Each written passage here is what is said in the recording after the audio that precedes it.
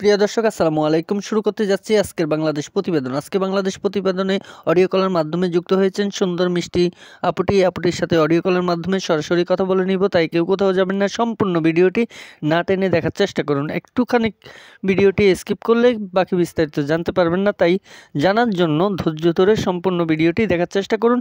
আমাদের ভিডিওটি ভালো লেগে থাকলে একটি লাইক, একটি কমেন্টস করে আপনার মূল্যবান মতামত জানিয়ে দিতে পারেন আমাদের কমেন্ট বক্সে। চ্যানেলে নতুন হয়ে থাকলে চ্যানেলটিকে সাবস্ক্রাইব করে পাশে থাকা বেল আইকনটি ক্লিক করে দিবেন। বিয়াস দেরি না করে চলে যাব সরাসরি এই আপুটির কাছে। আসসালামু আলাইকুম আপু। ওয়ালাইকুম আসসালাম। আসসালামু আলাইকুম। ওয়ালাইকুম আসসালাম। আপু কেমন আছেন আপনি?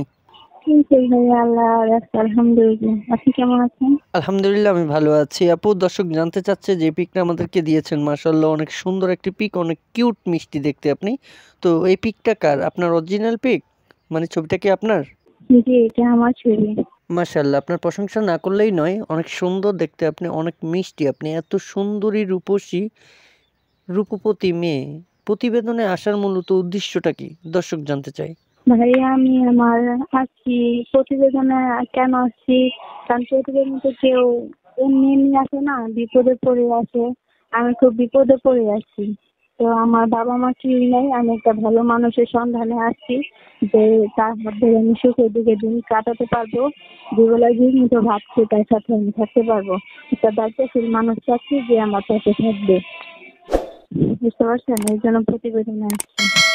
আচ্ছা, তো প্রিয় দর্শক আপনারা শুনতে পারলেন আপুটির মুখ থেকে কিছু কথা। আরো বিস্তারিত জানার চেষ্টা করব। আপুটির সুন্দর একটি মনের মানুষের জন্য প্রতিবেদন আছে, যে ব্যক্তি ওনার পাশে থাকতে পারবে, ওনার দায়িত্ব নিতে পারবে, দুই বেলা দুই মুঠো খাওয়ার ব্যবস্থা করে দিবে, ওই ধরনের একজন মনের মানুষ, ভালো মনের মানুষ উনি চাচ্ছে। আপু, আমি কি কথাটা ঠিক বললাম? জি ভাইয়া। আচ্ছা আপু, আমরা জানতে চাচ্ছি আপনার মাতা পিতা কোথায়? আপনার বাবা মা কি আপনার কাছেই থাকে? আমার বাবা মা মারা গেছে ভাই। দুজন কি একসাথে মারা গেছে? জি। ও আচ্ছা, তো আপনি এখন বর্তমানে থাকতেছেন কার কাছে? এখন থাকি আমি খালার কাছে, খালার কাছে থাকি। তাদের নদের মাধ্যমে থাকতেছি। আচ্ছা, আপনার বাবা মা দুজন গাড়ি অ্যাক্সিডেন্টে একসাথে মারা যায় নাকি? জি। আচ্ছা, আপুর পড়ালেখার যোগ্যতা কতটুকু, পড়াশোনা কতটুকু করেছেন?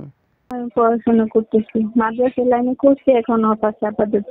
আচ্ছা, মাদ্রাসায় পড়াশোনা করেছেন, বর্তমানে পড়াশোনা আপনার অফ আছে। তো আমরা জানতে চাচ্ছি কতটুকু পড়ালেখা করেছিলেন আপনি? আমি 9 পর্যন্ত পড়াশোনা করছি। আচ্ছা আচ্ছা, আপনি ক্লাস 9 পর্যন্ত পড়াশোনা করেছেন। তো বর্তমানে আপনি চলতেছেন কিভাবে, খাচ্ছেন কিভাবে, কি কাজ করেন আপনি এখন? বর্তমানে কিছু করি না, বাসায় আছি। আচ্ছা, তো আপু আপনার বর্তমান বয়স কত? আমার বয়স 19 বছর। আচ্ছা আপু, দর্শক জানতে চাচ্ছে, মাশাআল্লাহ আপনি দেখতে অনেক সুন্দর, অনেক কিউট, এত সুন্দরী মেয়ে প্রতিবেদন আছে, এটা একটা অবাক করার বিষয়। তো যাই হোক, আসছেন আপনার নিজের সমস্যার কারণেই আসছেন।